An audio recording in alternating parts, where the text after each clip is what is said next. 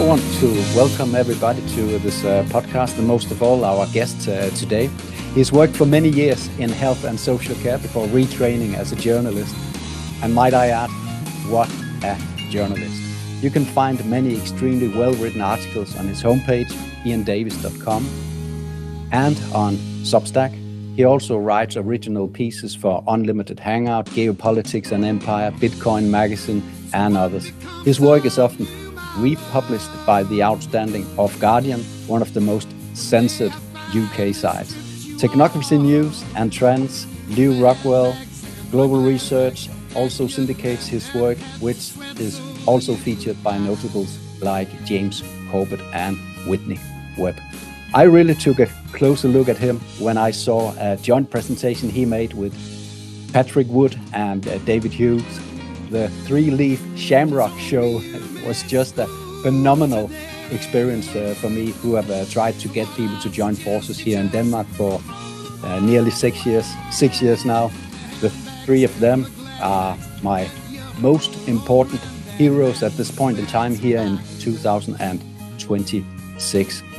I already had a copy of his book, the one called Pseudo Pandemic, and which is perhaps, I should say, the best book describing the COVID years.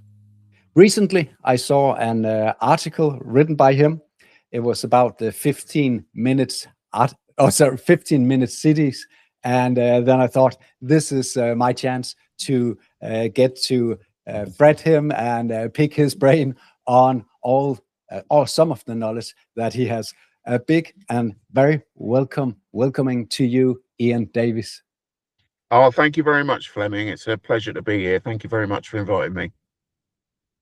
You and Patrick Wood and David Hughes, just to reiterate that it's very much concentrated about this technocracy, isn't it? The work you do together. Yeah, I was absolutely honoured to be on a panel with those two gentlemen, Patrick Wood and David Hughes. Patrick, he's probably the formative expert in the world on technocracy. He alongside historian Anthony C. Sutton, wrote, for example, the trilaterals over Washington that we've just been discussing, and a number of other works on technocracy. And really, it was reading his work that introduced me to the notion of technocracy, which is a socio-political system. It is distinct from, and one of the problems we have, and something I know that we're going to go on to discuss, is definitions of terms and how language is misused to misrepresent ideas. And that's certainly true with the 15-minute city. And I think it's important that we define these things, because otherwise people won't know what we're talking about. So technocracy, as I said, is a entirely separate socio-political system from things such as communism and fascism. We often talk about things in terms of these left-right concepts that we have, and technocracy is neither. Technocracy, if you look it up in the dictionary, a lot of people will say that technocracy is about government run by experts, but that is only part of it. That is a very small part of it. What it is actually about is centralized control of the distribution and allocation of all resources right down to the individual level. So it's a system that enables a centralized command structure. In the original technocracy movement, they were called the Continental Board, to have complete control of the distribution and allocation of all resources right down to us. So that means, like if we think about our energy consumption, our food consumption, water, everything that we need, housing, everything that we need to live. Technocracy is a system which is based upon the idea of that being centrally controlled by an unelected authority. So an authority that has total power. And it is fair to say, in my view, that technocracy is the most all-pervasive social control system ever devised. It goes way beyond things like communism and fascism, for example. So as a term, technocracy. Excuse me. Yeah, no worries. As a term, technocracy is a better term than globalist or the global elite or all these other 13 families, all these other concepts that are put to the top of the pyramid, which we don't entirely have let's say a transparent look into who and what is there. But technocracy in your view is the best description of this, or how is it? Yeah, I mean, I think that, I mean, I talk about things in terms of public-private partnership, what I talk a global public-private partnership, because for me, the evidence, if you can follow the policy trajectory, so you can see where policies originate, you can see how those policies are distributed around the world through groups like the IPCC and the UN and the think tanks like the Club of Rome and the Bilderberg Group and all these kind of organizations that cascade policy agendas out to national governments that then convert them into hard and fast policy. For example, net zero policy, which we've got in the UK, so it's the application of the sustainable development agenda, which is a framework, a policy. And so that's how, when I talk about the global public-private partnership, I do so because that is something that we can tangibly lay our hands on and say, look, we can see this flow of policy. That said, a lot of people, for example, Derek Brose, a colleague of mine in the Independent Media Alliance, he has just completed his extensive work on what he calls the pyramid of power, where he looks at these other groups, secret societies, the role of the church, the role of all these other different types of groups that have political power, and how they exert influence globally, and including influence over government, I would say. So, there are a lot of people that would say, for example, that the Crown, the institution of when we look back to how the bank, for example, how the Bank of England was set up by royal charter, by order of the Crown, that the Crown rules the financial centre, the City of London, and that. So these are all valid arguments and well worth pursuing. But in my view, because when you start looking at the evidence that enables you to kind of define precisely what this, which Derek has done an absolutely amazing job of, by the way, of doing. Derek Brose. Yeah, Derek Brose. Yeah. It's called the Pyramid of Powers, a video series that people can watch, that kind of explores all these topics. But for me, because I sometimes when you're looking at very old historical texts, the further you go back in history, sometimes the more debatable history becomes. So for me, all I can nail down with any certainty is the flow of policy. So that's what I tend to focus on. That doesn't mean that I reject the idea that there are other powerful groups. We might look at the Rhodes-Milner Group and groups like that. That Carol Quigley, for example, wrote about in the Transatlantic Alliance, Rhodes-Milner, that obviously have great influence. But it's just that for me, I tend to stick to the things that I can show with documented evidence. And you do that very well there, Iain. And I think, and now we're talking about this connection between the policymakers and the power, the ones who is using their power, like the Crown and like the politicians and so on. I think you actually made a figure, a graphic display of this, and I think it's actually in one of my books, if my memory serves me right. This black figure where you actually list all of these groups, and you list who are the policymakers and who are the different groups in this pyramidic buildup.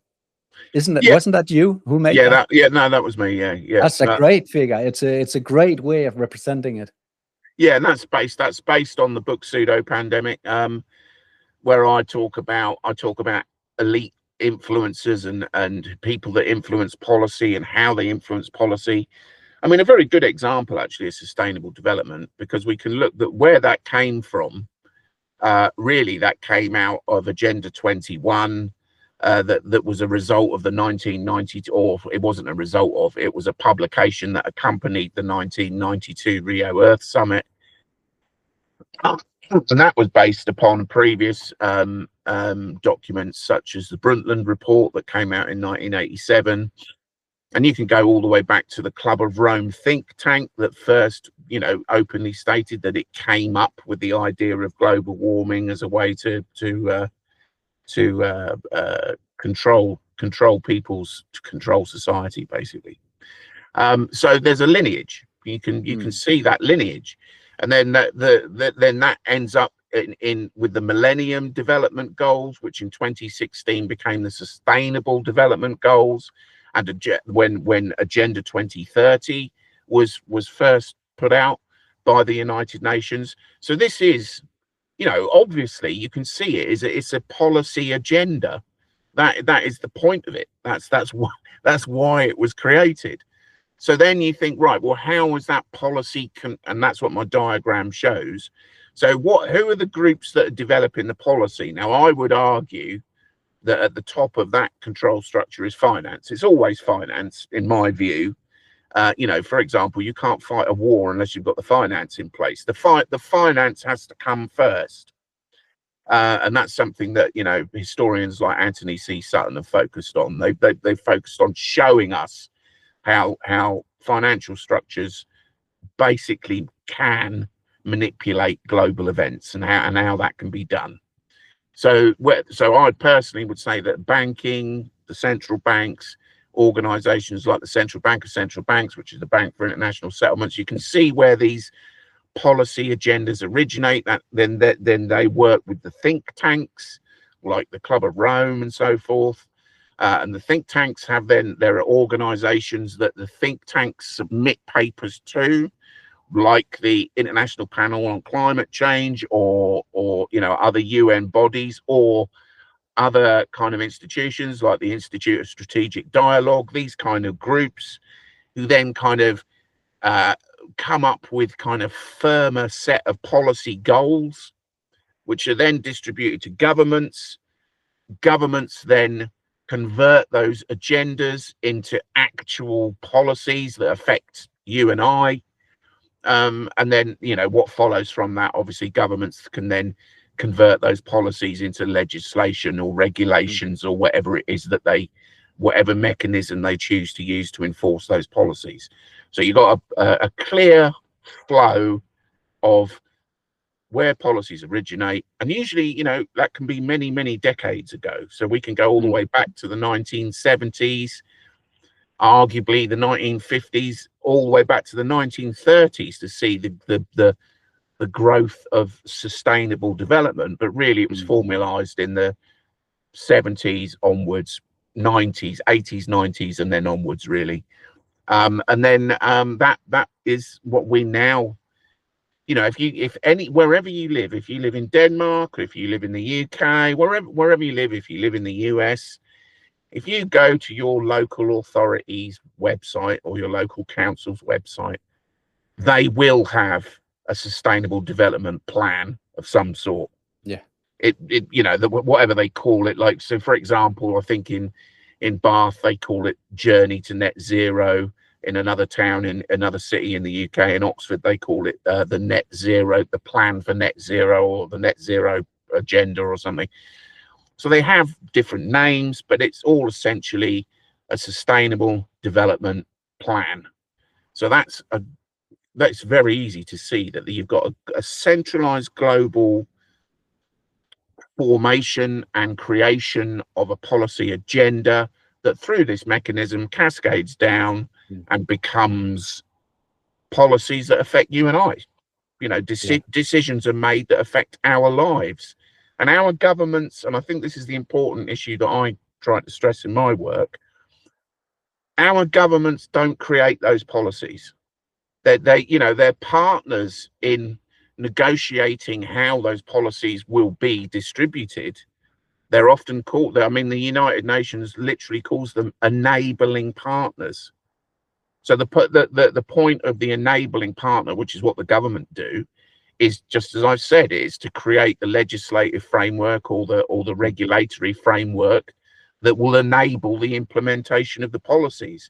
But the policies weren't designed by the government.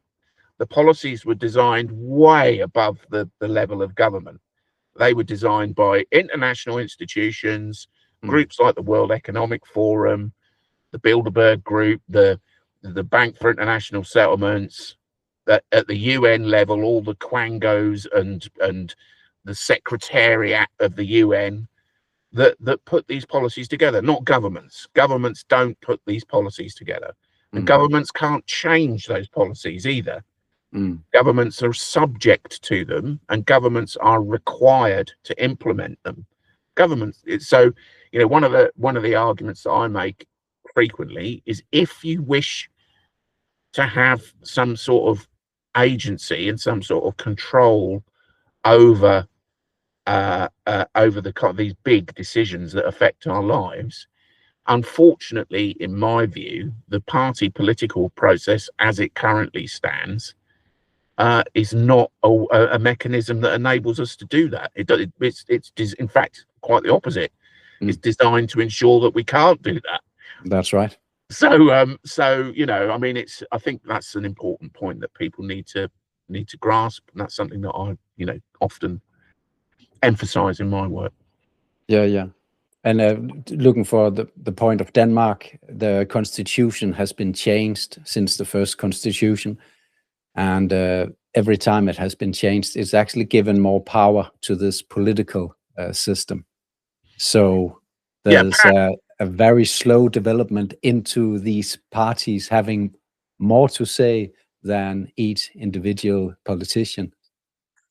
Yeah, and I mean, I don't know so much about the Danish system, but certainly in the UK party political system, the MPs that people elect are controlled by their party and are loyal to their party. That's right. So we have a system called party whips in the UK, where, you know, a leading figure in that party is usually nominated as the whip, and they go around and ensure that MPs are voting in line with whatever the party dictates. So then who funds the party? Is it us?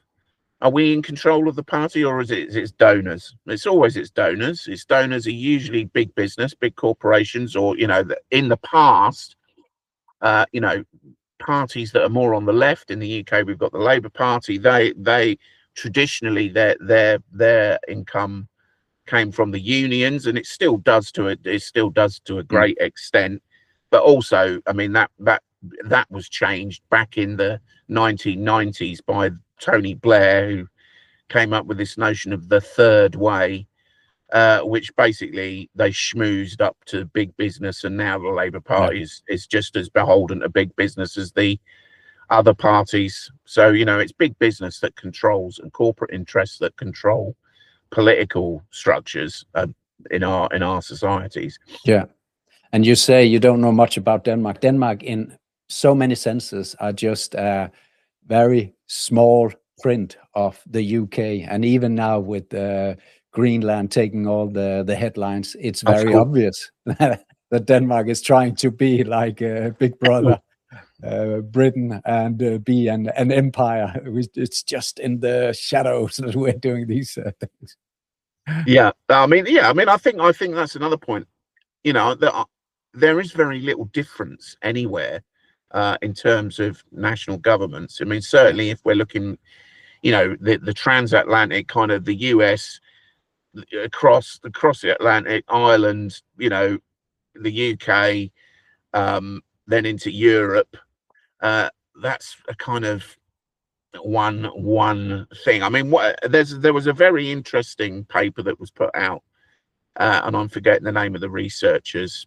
This was in the US, and they looked at more than 1,800 policy decisions that had been made over, I think it was about a 20-year period. And the question that they asked themselves was, who controls policy? So this is political science. This is not secret. This is published political science, and they concluded that that what the US administration was what they called a functional oligarchy. So what this meant was that policy decisions that they had traced, that the public, the US public in this case, had no significant influence in the decisions that were made, that corporate lobbyists were pretty much in control of policy decisions, that political decisions were made and policy decisions were made at the behest of international and multinational corporations and big business, and that these were run or beneficially owned by, owned is probably the wrong word, but beneficially controlled by multinational financial institutions and shareholders. So therefore, they concluded that the US was a functional oligarchy. And that subsequent research has been done looking at other countries based on their research and has concluded the same. So it is not unreasonable to say that most Western, quote unquote, democratic countries are functional oligarchies. I think it's easy for most people to understand that the lobbyist of the big business is very influential in the politicians' work and thereby in everybody's life. However, it's very difficult to explain to people that it's sort of organized, that there's you can say a conspiracy or an organization doing this, because they're doing everything for this not to appear. So it's done by stealth, of course. Yeah, I mean, it's quite ironic in a way, really. And we've just lost the Michael Parenti. We've just lost him. He died recently. And as he Who was that you said? Michael Parenti or Parentis. I can't. Have I got that right? I am. One of my problems, I am terrible with people's names. They go zoom straight over. Well, you just corrected me before we started this. So that's true. Yeah. Yeah. So, but he pointed out that, we accept that, for example, teachers can organize. They could be members of a union. They can meet, go to meetings, sit round a table and discuss, for example, how they are going to argue or use what influence they can to get better paying conditions, for example. Everybody accepts that. Everybody accepts that human beings are capable of self-organizing in their own interests. Nobody argues. Nobody ever denies that. I mean, it would be ridiculous to deny that. And yet, when we talk about, people that are in charge of some of the largest and most powerful organizations in the world, the people that sit on the board of directors of companies like Palantir, that somehow at that level, they're incapable of doing that. They can't possibly all get together and decide what is in their collective self-interest, best interests. If you suggest that, that's called a conspiracy theory. I mean, it is preposterous. It's absurd.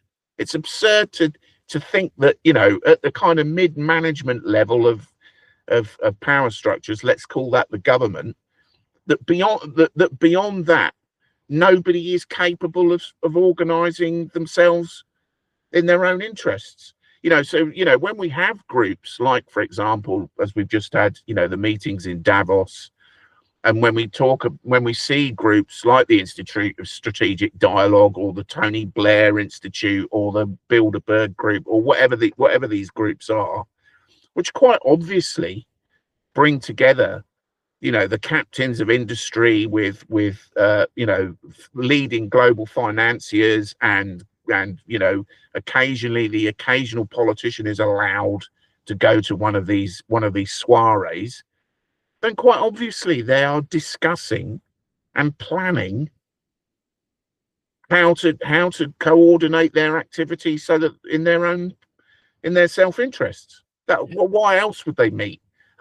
Right. Yeah. So Yeah. to suggest that they're not doing that, and that if you do talk about that, that's a conspiracy theory, it's just crazy. I mean, it's just it is insane.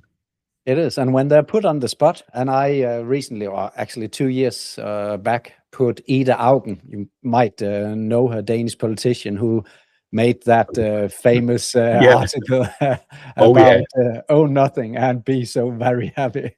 So I rounded her up in front of Parliament and asked her a few questions, whether why she was a member of World Economic Forum and why she went to Bilderberg groups, and if Bilderberg and World Economic Forum had any influence on Danish politics. And she said, no, they don't have any influence.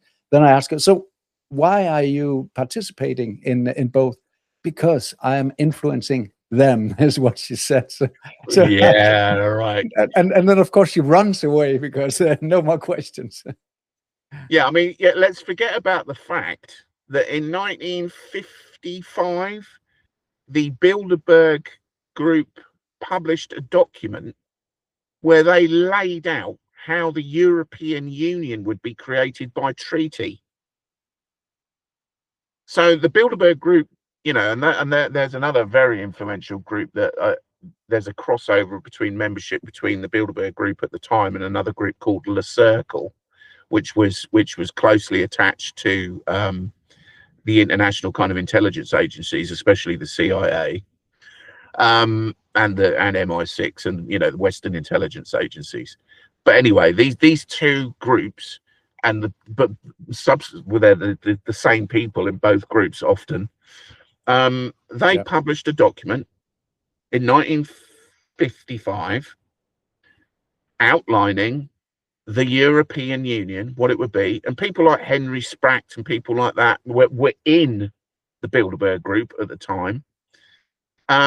They published a document outlining how the EU would be formed, and that it would be better to form it by treaty rather than form it through, legislation or regulation or anything like that in different countries.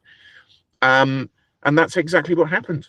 The EU was formed by treaty, as outlined by the Bilderberg Group.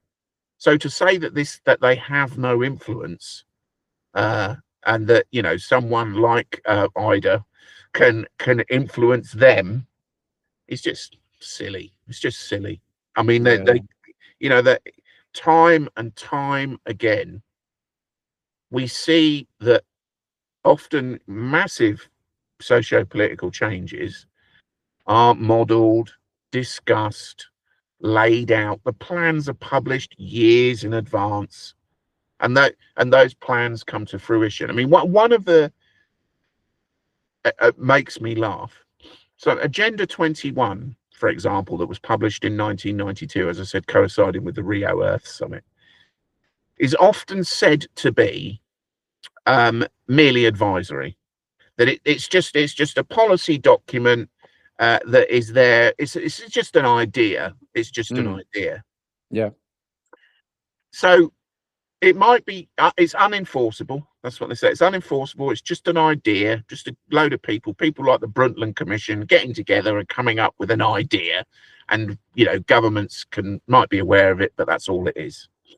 And yet, every government around the world, right the way down to your local authority, has implemented every single aspect of that document. So if it's non-binding, this is the phrase that they use, non-binding, calling it non-binding is irrelevant. It doesn't mean anything. If the plan outlined is adopted by every government and every multinational corporation on earth, it doesn't make, you can call it non-binding if you like, but if it's slavishly followed, then that doesn't mean anything, does it? What it means is this is the plan and everyone's following it. So these things that, again, that's going back to the thing that I mentioned earlier about.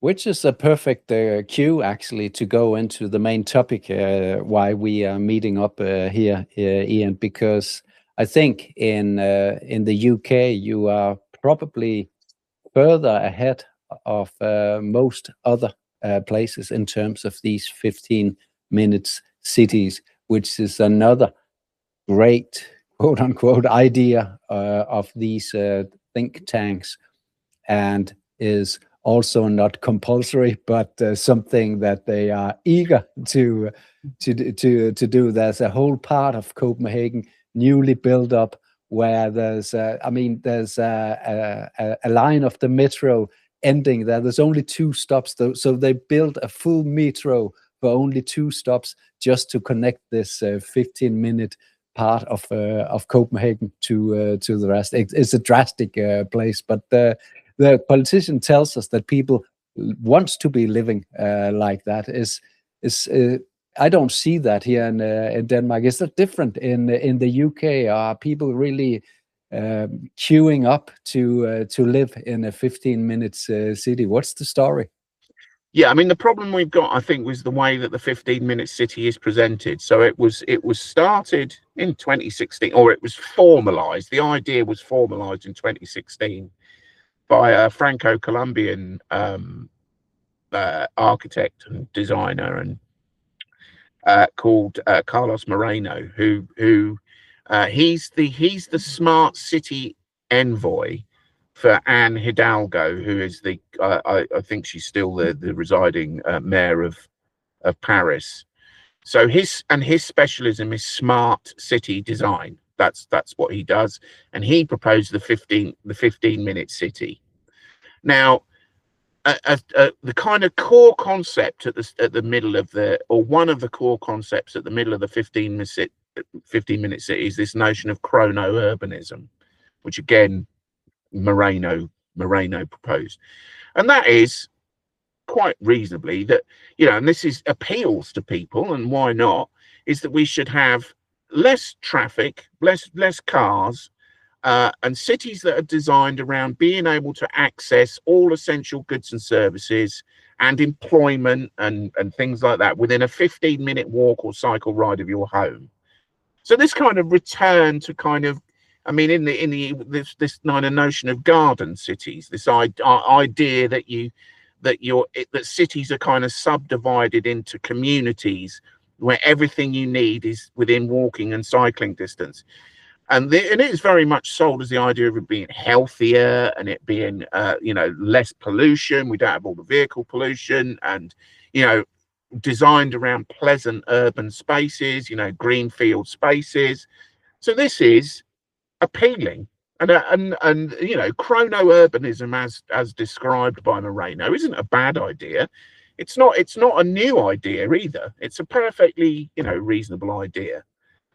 But the big thing that people miss out with Moreno's 15-minute concept that is never discussed in the mainstream is that unlike previous kinds of urban design, such as the garden city, that focus on this notion of chrono-urbanism, which were the social engineering tool that would enable that to happen was thoughtful design and public consultation, people deciding for themselves what they needed in their communities. That was the idea.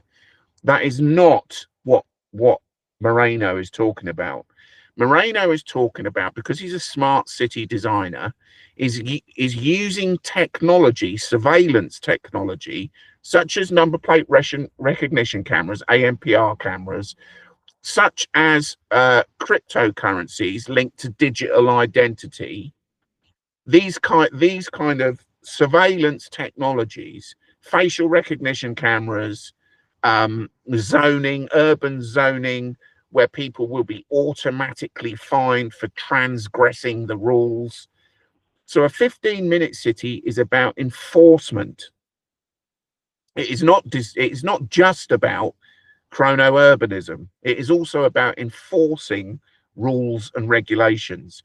And the rules and regulations that Moreno and Hidalgo, the mayor Hidalgo, and all the advocates of the honest, I would put this, the honest advocates of 15-minute cities, because there's a lot of dishonesty about it. The purpose is to impose SDG 11. SDG 11, Sustainable Development Goal 11, which is all about creating sustainable communities. So that is the policy agenda that is enforced, and this is the point. It is enforced by 15-minute cities, and it is enforced without consent, to the extent that this aspect of 15-minute cities is never discussed. It just simply isn't discussed in the mainstream. And there are people on places like, I've just had a bit of an ongoing row with someone online that's written a piece that they've published on Substack. This woman's quite well known for doing this. She published a piece on Substack where she talks about the 15-minute city conspiracy theory. And then she just defines 15-minute cities in terms of chrono-urbanism. She just says their spaces designed so that we've all got local amenities, that we can all access essential goods and services. And what's wrong with that? And then so that's how 15-minute cities is presented to us. What's wrong with that? You know, that who wouldn't want that? And she's quite right. Who wouldn't want that? That's the point.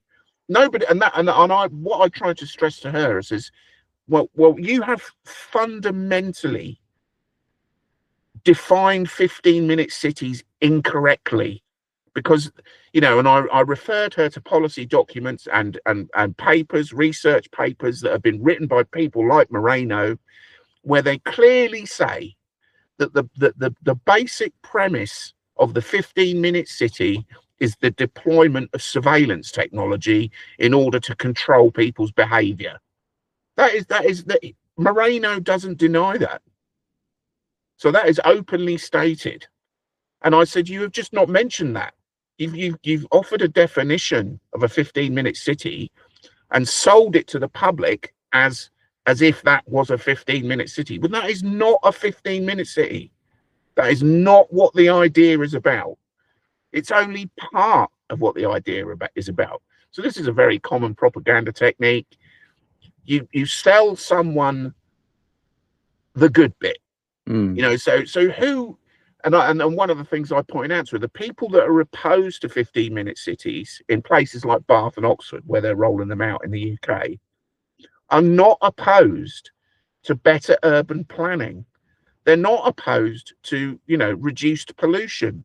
They're not opposed to revitalizing, because one of the things that happened during COVID was the near total destruction of what we used to call the UK high street, where we used to have, most towns did have local high streets where you could get food and you could get essential goods and services, banks and all these kind of things. They're disappearing at a rate of knots. Yeah. So the people that are opposed to 15-minute cities are not opposed to having access to those things. What they are opposed to is the surveillance and control of their behavior without their consent. That is what they are opposed to. But you are just simply refusing to even mention it. You won't even discuss it. And I brought this up with you, and you know, we had a long debate about it, and she wouldn't even acknowledge that was what they were about, despite admitting that is what they are about. You know, she just said, oh, well, that doesn't matter. And I said, well, that is why people are opposed to 15-minute cities. It's not what you say. I have nothing to hide. It doesn't matter if they surveillance everything I do. Yeah, yeah. I mean, yeah. I mean, and also it's the lack of consent. It's enforcing a global policy, in this case SDG 11, on people without their consent. The people are not. I mean, it's not even disclosed to them that is what they're about. It's not even mentioned. So in Oxford and in Bath, they are pretty progressed in these 15-minute city plans. However, it's can't be the only place that they are invoking the policy of 15-minute cities. Oh, no. It's a global project. So I mean, like we could look at Paris, for example, and in a lot of places in London as well. So for example, the French have just stepped up, and I think they passed recent law, or it might be they've enabled new regulation to enable the much further use of surveillance cameras, facial recognition, and ANPR cameras, number plate recognition cameras. So that's just happened in France. So that is how control works. That is how the controls work in a 15-minute city. You've got developments all over the world, which are often centered around this idea of special economic zones, where new developments are being built, new urban developments are being built. You've got projects like NEOM in Saudi Arabia, and Itana in Nigeria, and other projects, Russia, China. Cities like Shenzhen, where you've got this city brain that's overseeing the smart city. That is very much what the 15-minute city development is about. It's about applying the use of smart city technology. The UN has got a thing called the New Urban Agenda, which is overseen by UN Habitat, which is the central kind of UN organ for the development of what they call human settlements. And they've got a plan to use what they call frontier technology. So frontier technology is things like urban, ANPR, surveillance cameras, Internet of Things, what the World Economic Forum would call the fourth industrial revolution, the Internet of Bodies, sensor technology being put on lampposts and walls, and cameras everywhere that will control your behavior. That's what that's all about. So, for example, in Oxford, where they're rolling this out, they've got ANPR cameras that monitor people's vehicle use. They split the city up into 6 zones, which people deny that they've done that, but it's in the Oxford City Council Sustainable Development Plan. They're called low emission zones, or zones of extremely low emission, or whatever, ZEZs or whatever. I can't remember the precise term. And they've done that. I mean, that's part of the plan. It's not admitted to be part of the plan, but it's obvious that is part of the plan, because that is what they've practically done. So in Bath, they split them up into 4 what they call traffic cells. Now, the notion is that you in Oxford, for example, you've got a 100-day limit. So if you live in one of these as a resident, if you're registered as a resident within a zone, you have a 100-day permit so that's less than a third of the year, where you can freely traverse across the zones, or in and out of the zones. Are you still hearing me? I'm just all. Yeah. Sorry, I shared my screen with a map from the Telegraph. Okay. Regarding Oxford's war on motorists, which is called. Yeah, so they've got this. They split the city up, so you get a 100-day permit in a year when you're allowed to traverse the zones without being. If you exceed that permit, you're a resident within one of the zones, and you exceed that permit, then you get an automatic fine. Your car is spotted on, by the cameras, and AI, probably some computer system, but ultimately the idea is that this will be run by AI, automatically issues you a fine. So that's punitive. That's not designing urban use so that people, and which is what people in Oxford have protested against, this additional cost.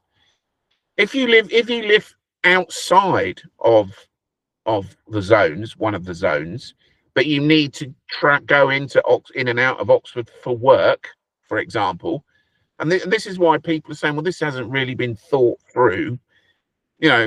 While goods and services can be delivered freely in and out of it, so heavy goods vehicles, and there are exemptions which would enable goods and services, goods to be traversed in and out of it if you apply for the appropriate permit.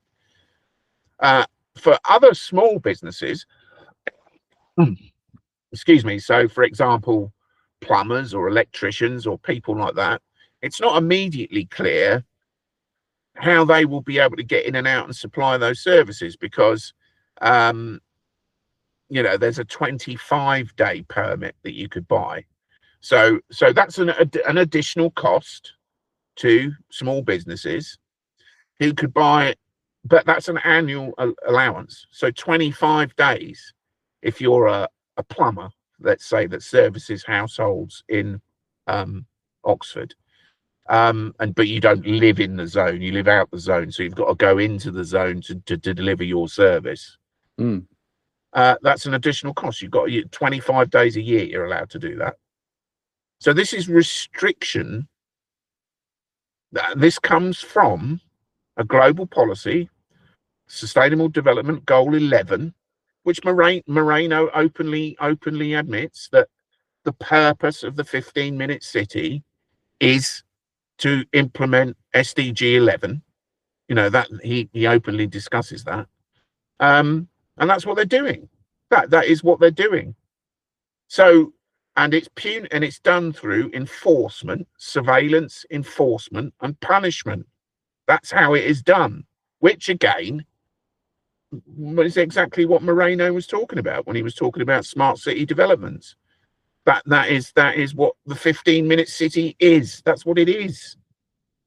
And yet, trying to get people to reasonably discuss that. I mean, one of the points I raised with this person that wrote this article is sure, if we want to maybe the question is, are cities like Bath in this case and Oxford are the two cities in question, but also other places like Birmingham and in London and Paris and all over the place, are they implementing 15-minute cities or not? That could be a reasonable question. Or is it just, as you argue, chrono-urbanism? It's just this idea of having healthier, better organized, less traffic, walking and cycling based local communities. If it's just that, then you could say that they're not actually implementing the 15-minute city idea. They're not implementing it, because a 15-minute city is, as we just described, a 15-minute city is based upon surveillance, enforcement, and punishment. That's what a 15-minute city is based on. But to enforce chrono-urbanism. But chrono-urbanism itself is not necessarily a bad idea. But it's the enforcement aspect which is the bad idea. Now, so that's my point. So, but we need to define what a 15-minute city is first. Now, I would strongly argue that if you look at what they are doing in places like Oxford, that is a 15-minute city, because it is based on surveillance and enforcement. So and even the Telegraph is mentioning it as a 15-minute city, even though they are adding Stalinist to sort of so make it easy. Yeah, so what they've done is they've said that people are opposed to it because they think it's Stalinist. So I mean, if you I mean, so a lot of people still do see things in terms of this left-right paradigm, right? Yeah. So, and currently we have a Labour government, which a lot of people on the right consider to be on the left.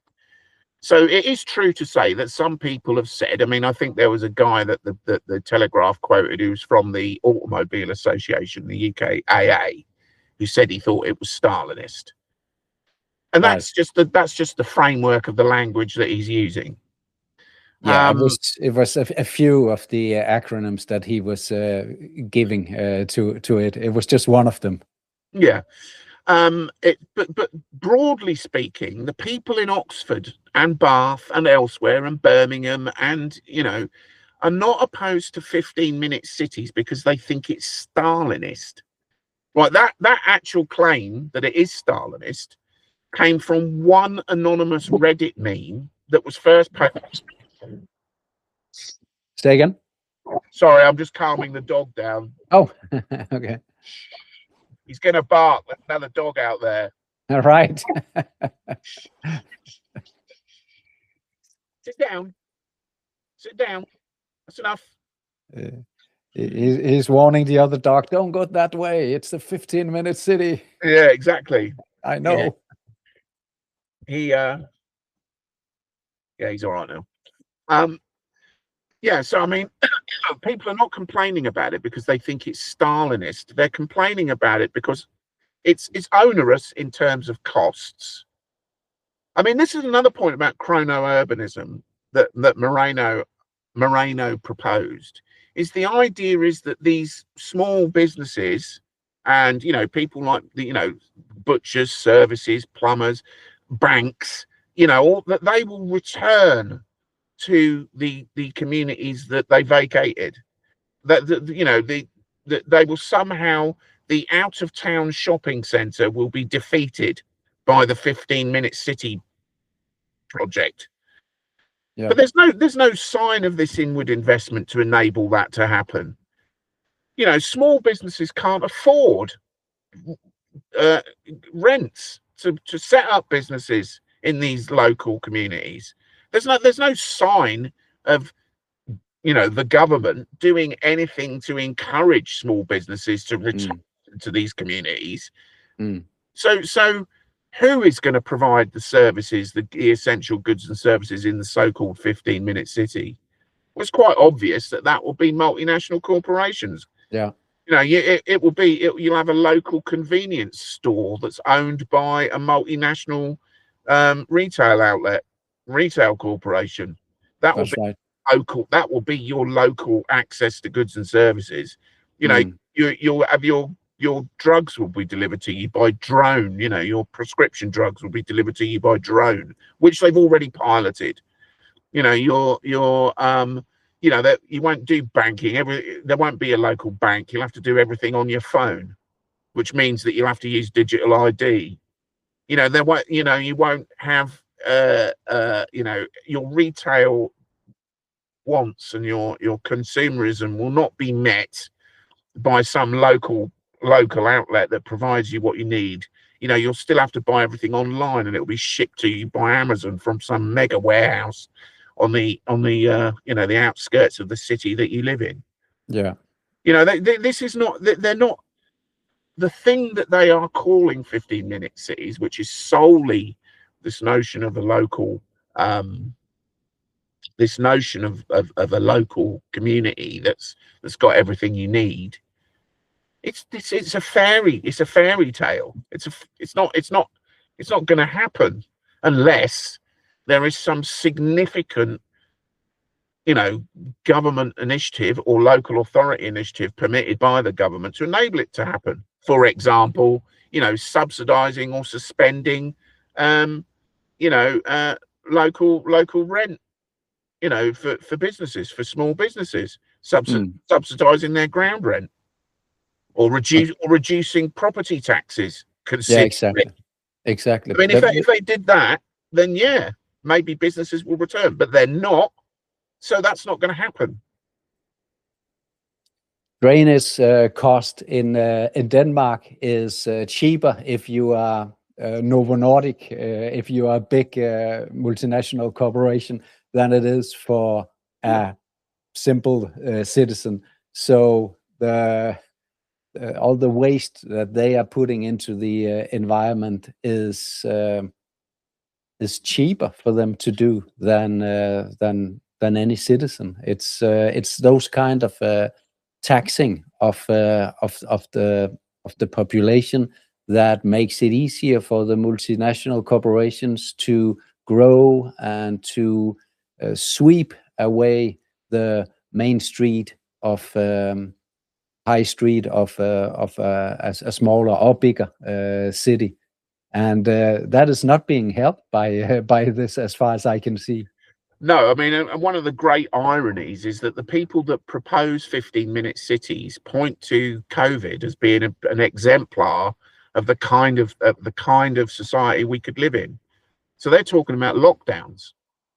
So they are suggesting that lockdowns, where nobody could go anywhere, where essentially small businesses were destroyed. But they say that, basically this forced us to stay within our kind of local area, and that was a good thing, and there was less pollution. And sure, I mean, I completely ignored all lockdowns. I didn't pay any attention to them whatsoever. But it was quite amazing to be driving around, and I'm sure, perhaps you remember, but I mean, I remember driving around local towns and cities, where I live, and just nobody about. That you sort of, people will, you might drive past someone driving in the other direction and actually wave at each other. Yeah. It was quite amazing, spooky in a way. Yeah. And sure, car pollution and traffic jams and trying to get in and out of places like major conurbations. Sure, it would be great if we had, say, for example, really high quality public transport. Transport that was really good, that you could use. It was cheap and affordable, and sure, that would be great if that was there and people didn't have to rely on the car.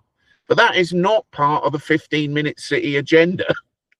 Even though they say in SDG 11, the idea is to invest in public transport to enable people to get in and out of the places that they need to be. That investment is not happening. The rail infrastructure is not being improved. They're not putting in, futuristic tram services and hyper rails. I mean, that's not happening.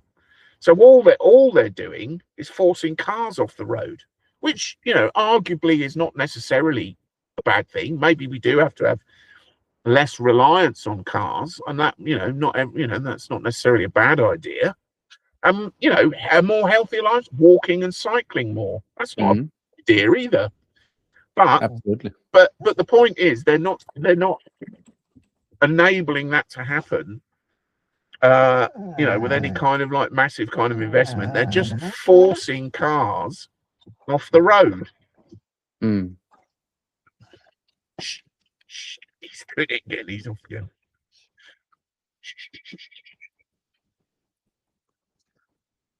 So in terms of all the deception that you've just given some examples of, it's propagandized in a certain way, but reality is just leading down another alley, which is taking away our freedoms.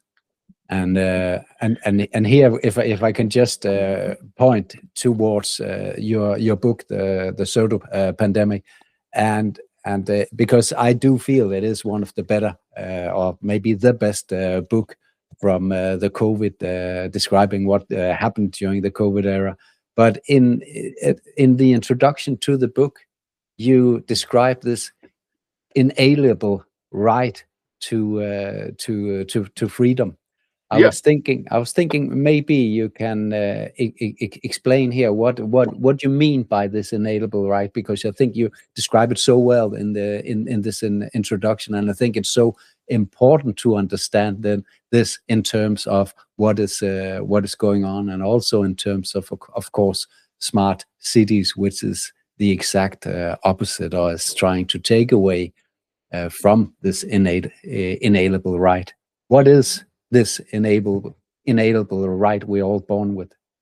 Yeah, I mean, I think that people struggle with the notion of inalienable rights because they think about human rights, which are decreed by law. So human rights are permits that are, government set.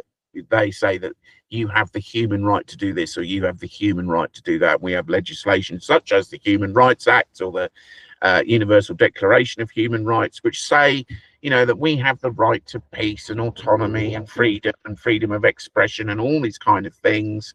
But there's always a but. There's always a but. And with human rights. So with human rights, the big but, I think it's in Article, I'm going to get this wrong, 28 or 29 of the Universal Declaration of Human Rights, that says, but all of this is subject to the necessary application of law in a democratic society. So basically, it's like that in every single of these. So you have rights unless we decide you haven't, then you haven't. That's I mean, right. that's the nature of human rights. Yeah. Inalienable rights do not come from someone else. There isn't a government body or a quango or a court or anyone like that decides what rights we have. The inalienable right is the right, and it's a very simple concept in something called natural law. Sometimes natural law or God's law. Some people call it God's law. Some people think of it in terms of natural law. And it is a very simple thing that we have the right to do all that is morally right. So then we get down to, people talk about the notion of, the difference between objective and subjective morality. People often talk about in terms of, my truth, or my, that what's morally right for me might be not morally right for you. Very basically, we do not have the right to cause harm, loss, injury to anyone else. Not only do you and I not have that right, no one has that right. No government, no court, no, we do not have the right to cause harm, injury, or loss to anyone else. This is God's law. This is natural law.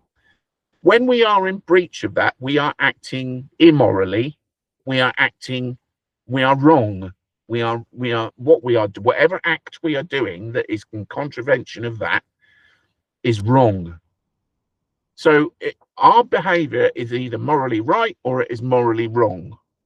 If we are morally right and we are not causing harm, loss, injury, or acting dishonorably or using deception or coercion, all these things that we innately know to be wrong, if we are not acting in a way that is wrong, then what we are doing is right, and it is a right as defined not by another human being, not by a government, but by the universe, by, some people say, God, Allah, whoever.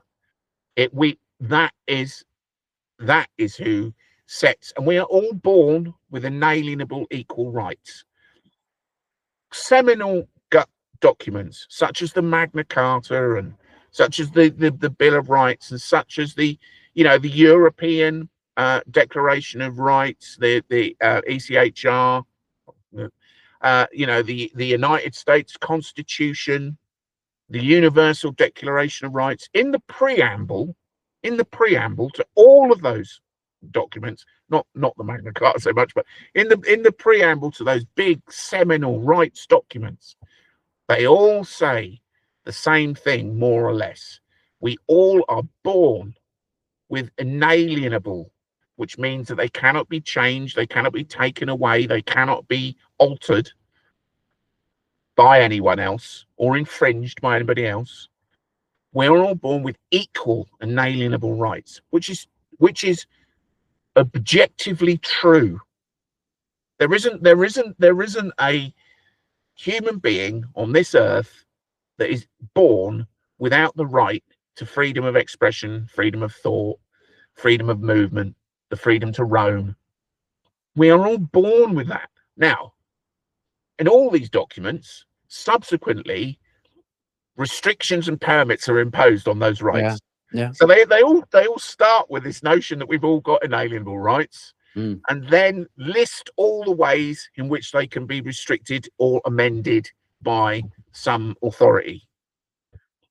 Now, basically, what I suggest, and what many people that I personally view myself perhaps as a voluntarist or whatever, some people might say anarchist or whatever, is that it is possible to live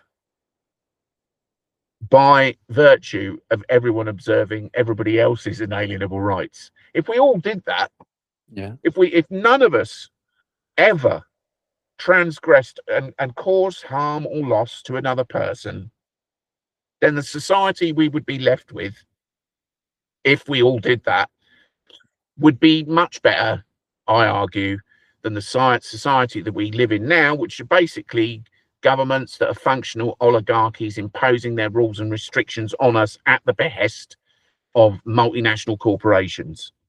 That's what we've got, and it doesn't have to be like that.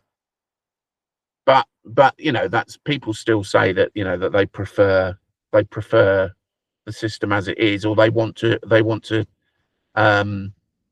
fix or amend or somehow change the current system, that reform it, which is fine, okay, but you've got to tackle this fundamental problem first, that the people that are in charge are A, not the people that you say are in charge, and B, act in their own self-interest rather than ours. So why would they change what they do?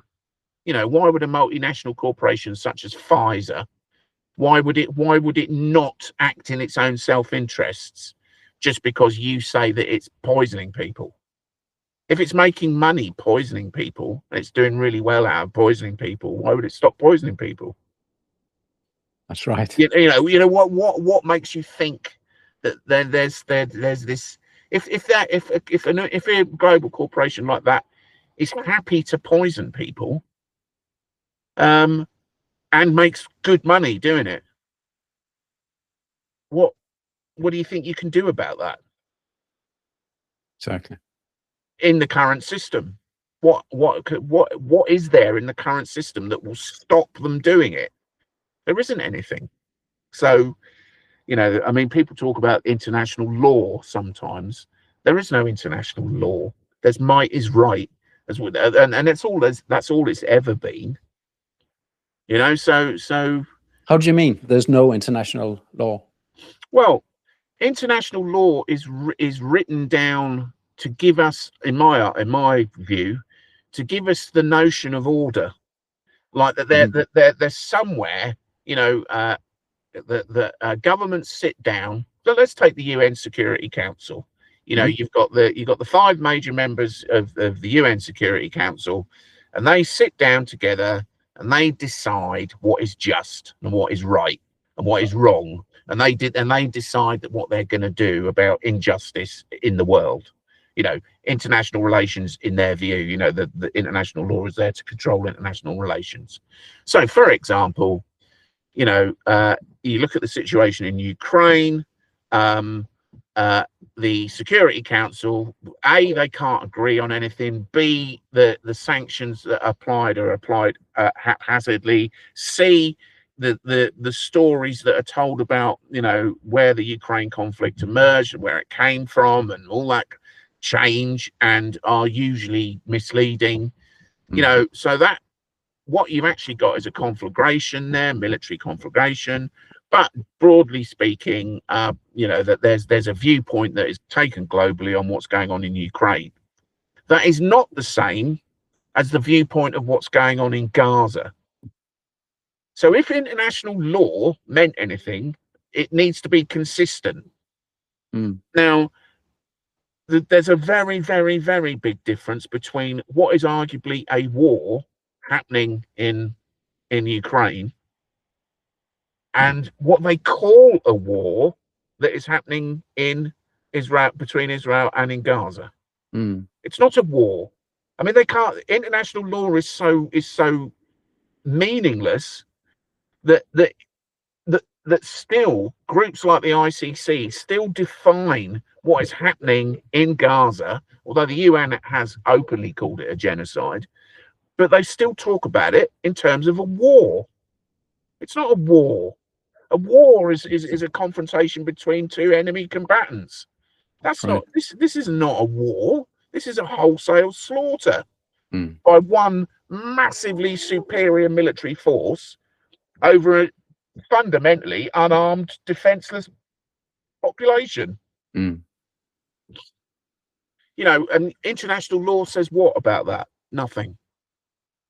That's right. Countries still sending weapons and enabling, you know, drone strike. Corporations like Palantir are still enabling drone strikes, targeting AI targeting systems to kill people in refugee camps, Testing their newest technologies. testing their newest technology by killing people. What Alex Karp calls the kill chain. Right now, what has international law done about that? And what is it likely to do about that? You look at things like the Epstein files. Now, I've got my own reservations about the Epstein files. I mean, you know, we never trust what intelligence agencies ever say, but suddenly people like the Department of Justice are telling us the truth, right? So you know, I don't think sometimes you look at those emails and you think, well, what's the basis of that? What is the? They could put anything in there. They could say anything. You know, so, you know, that's all highly dubious. But nonetheless, you look at the conduct of Epstein over the years, and, you know, the undoubtedly he was involved in despicable crimes. What do you think international law is going to do about that? And what do you think law enforcement is going to do about that? Do you think the people that are genuinely involved, that are responsible for enabling him to operate as he did, do you think they'll be held to account? Do you think, you know, the head of Mossad is going to be, you know, prosecuted in the International Criminal Court? It's nonsense. No. It's not going to happen. You're absolutely right, Iain. And I used to work for Ericsson. I'm an engineer trained as a radio telecommunication engineer. I worked for Ericsson, the biggest telecom company in the world at that time, 110,000 people splattered all over the world. I worked 3 years in the Middle East as a department manager. At that time, Ericsson committed, it only came up much later, but Ericsson were involved in bribery. And what is international law going to do about that? Well, they pool all these allegations from 5 different Middle East and Asian countries, and then they take it to the Department of Justice in the US, fine Ericsson for what a Swedish company is doing in the Middle East. So Ericsson has to pay $1 billion to the Department of Justice in the US. And the same. My last job as a professional, if you want to call it that, I worked for Reckitt Benckiser, which is a UK pendant to Procter & Gamble, sort of. You know, it's all the not so good products in the supermarket soaps and so on. And Reckitt Benckiser, they were I think only Pfizer actually have done worse than them, but they had to pay 1.4 sorry, did I say a million before? $billion US dollar in fine. Ericsson, it was 1 billion. Reckitt Benckiser, it's 1.4 billion. I think they're only surpassed by Pfizer in this regard. But Reckitt Benckiser had bought these companies that this opioid scandal in the US. So hence they were involved in this. So, you know, there's no justice for the people on the street who was getting harmed from this campaign by Reckitt Benckiser, or getting harmed from Ericsson buying out local people to get contracts.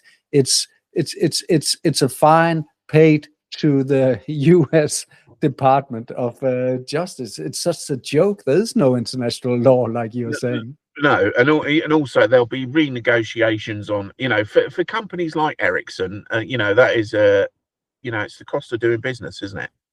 It is. That's the cost of doing business. So there'll be negotiations on, how the fine is going to be restructured. It'll probably go into some debt restructuring plan. What difference is 1.4 billion going to make to the US government when it's got a $38 trillion debt? It's currently running a $1 trillion deficit. It's farcical. That we and as you quite rightly say, what difference is that going to make to people that are living in deprived urban areas, like places like in the suburbs and center of Detroit and cities like that, which have been destroyed by things like fentanyl and the opiate problems. That's what difference is it going to make to them? Nothing. So and it's just for multinational corporations where they operate in, where governments serve them as functional oligarchies. That's the truth of the matter with the system that we currently got. That's what people defend. That's what people defend. I mean, one of the great things one of the things that makes me laugh is that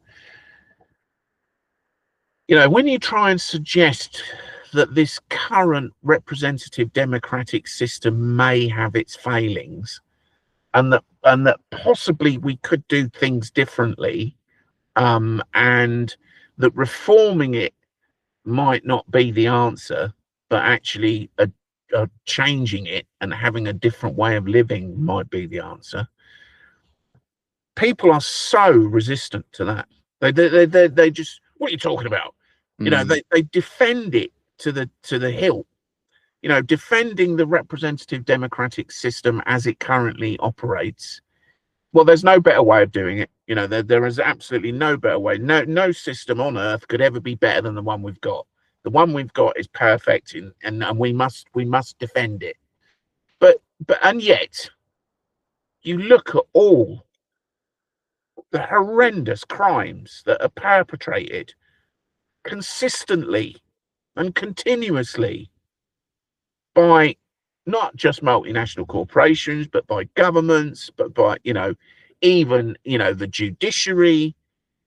This just goes on and on and on, and at no point does and if you say, well, hang on a minute, maybe there is a fundamental problem with the system that we've got, well, you're just a crazy loony anarchist or a conspiracy theorist or some sort of fringe loony. But you're carrying on supporting this system and defending it. Yeah. Look what it's producing. Yeah. It is quite ironic. It is Exactly. quite ironic. So I knew it wasn't going to be easy to stay just within the 15-minute subject. But if we round it up, Iain, how do you see 15 minutes city rollout taking place? And do you think they will succeed in putting us behind bars in our nicely put up purposeful 15-minute city zone?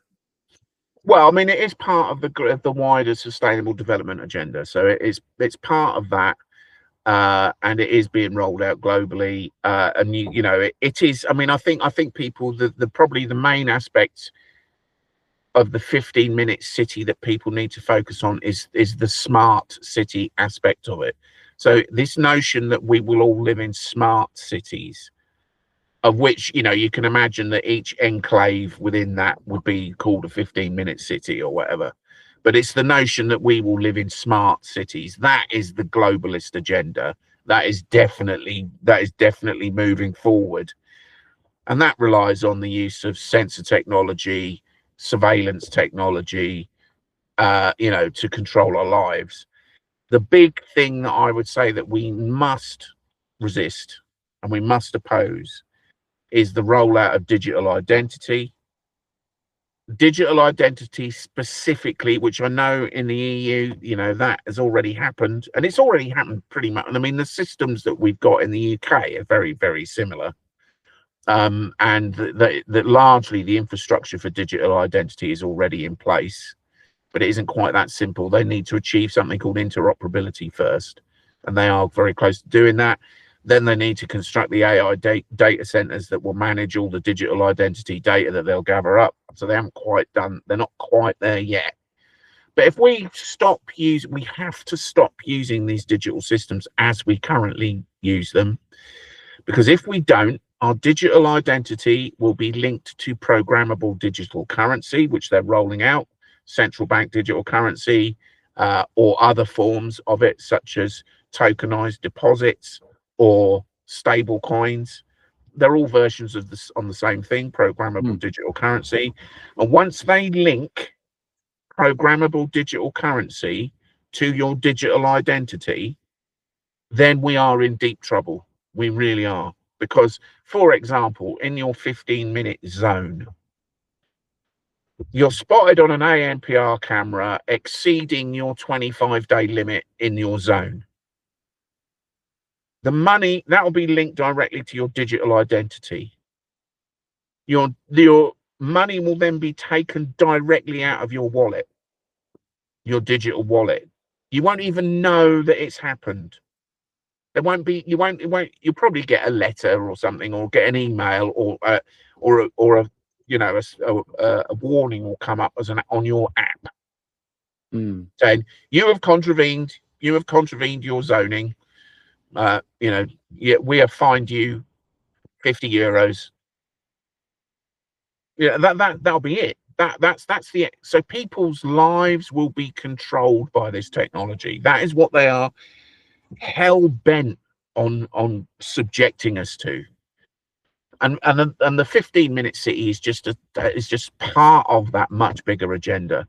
It's the digital surveillance linked to our digital identity, linked to programmable digital currency, that will enable technocracy. So if we go right back to the beginning of this conversation, technocracy is the centralized control of the distribution and allocation of all resources.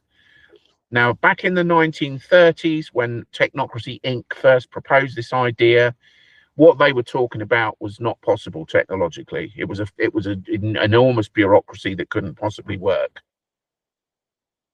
Nearly 100 years later, the technology now exists to enable precisely that system to work, and that is precisely what they are rolling out. That is what they are creating, a system that centrally controls the distribution and the allocation of all resources to every single one of us, to individuals. Our access to things like food, money, water, energy, transport, housing, all the things that we need to live will be centrally controlled by AI. AI is a big calculator. It is programmed by people with agendas. It will be centrally controlled by the people that program it. Yeah. That's the system that is being rolled out everywhere. Not just in the EU, not just in Denmark, not just in the UK, not just in the US, everywhere. Brazil, South America, you know, China, India, everywhere, Australia. And it's all happening all at once, all of the time. So what to do about it? I mean, in Denmark 5 years ago, I was one of the few arranging some demonstrations, and we were thousands and thousands on the streets. But, you know, we just couldn't keep up, and people has just dissolved and gone about other things. And now we are, when I meet up with freedom fighters, freedom people, you know, the normal conversation goes like this. So So what do we do about? Well, I don't think that the revolution will come from Denmark. I think it will come from the UK or the US or something like that. So we're waiting for you to react in the UK. So what's the situation? When is the revolution coming? What are you doing about it, Iain? Yeah. I know you were speaking at an event at a rally recently, which I think you're a bit against, or you're not used to. But well done. Oh, well, no, cheers, thanks. Yeah, no, that was it was a bit nervy moment for me. Yeah, but it's got to come from us as individuals. I mean, I think you mentioned a very good thing there. If you're expecting some group or some leader or some organization to do to tell you how to conduct your revolution, Yeah, exactly. say to you, right, these are the steps you need to follow to have a revolution. I mean, the revolution has got to be, first and foremost, it's got to be a revolution of the mind. Yeah. We have to wean ourselves off these technological control systems. There is no option.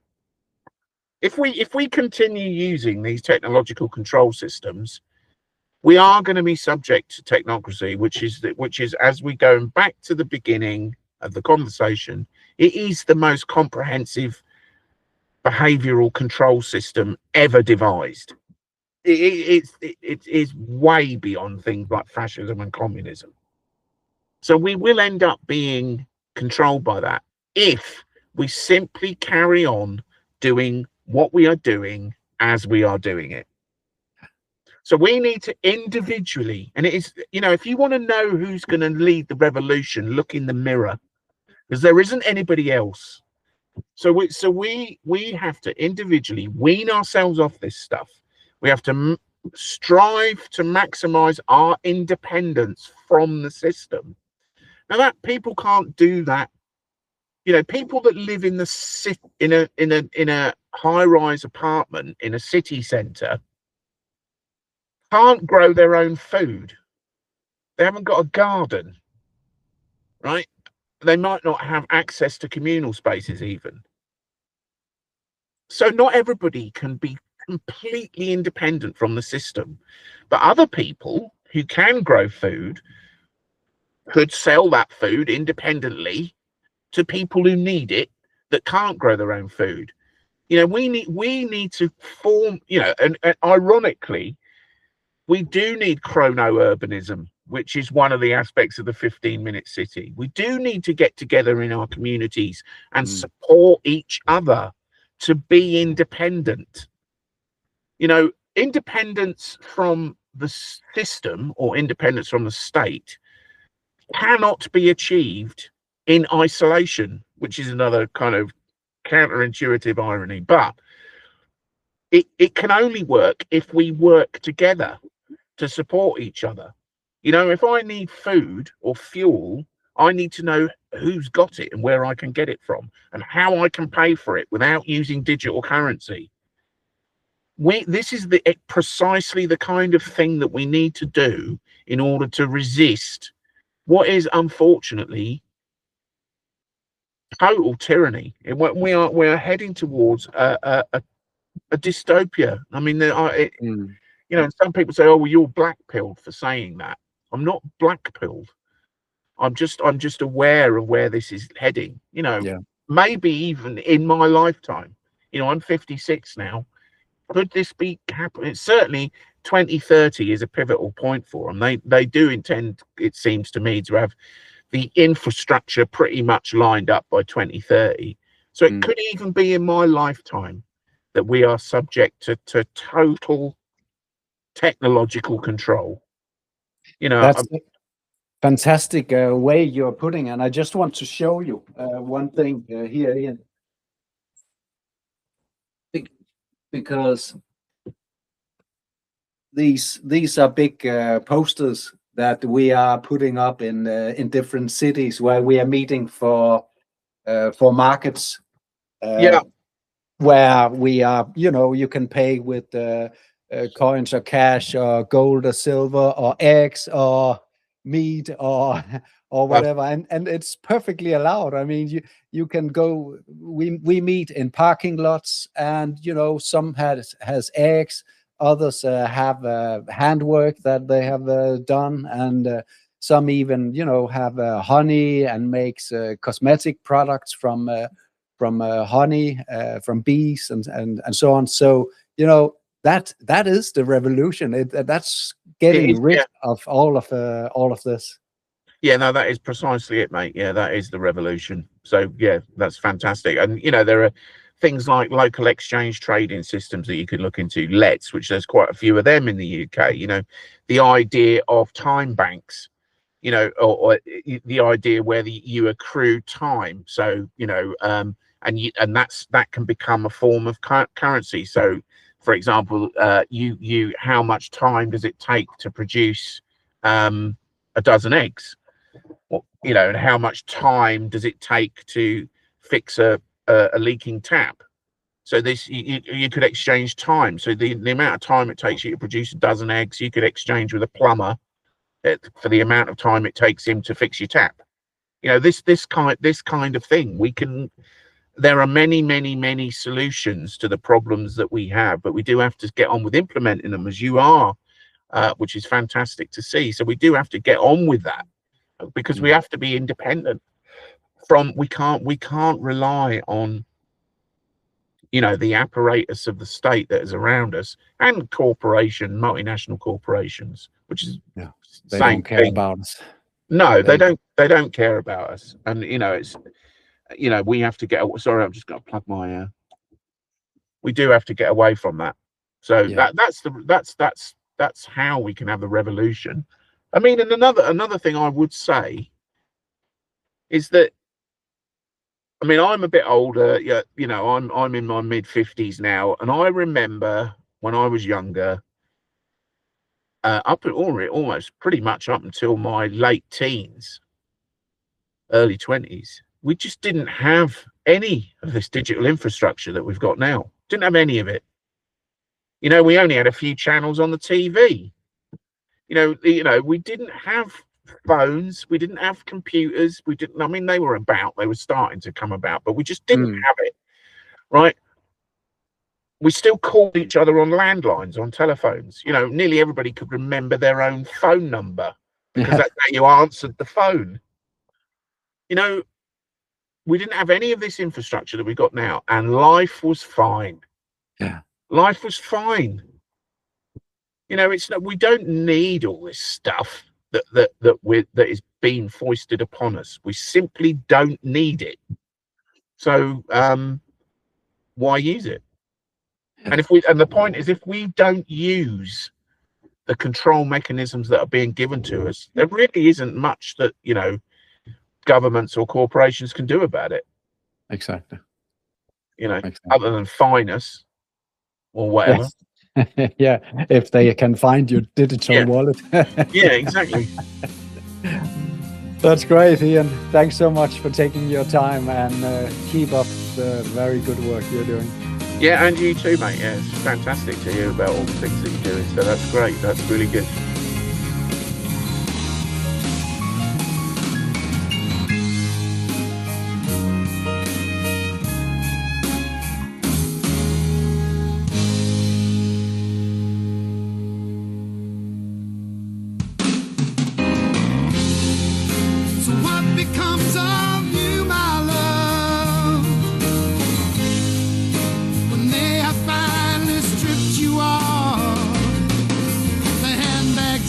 Glad rags that your granddad had to sweat so you could buy.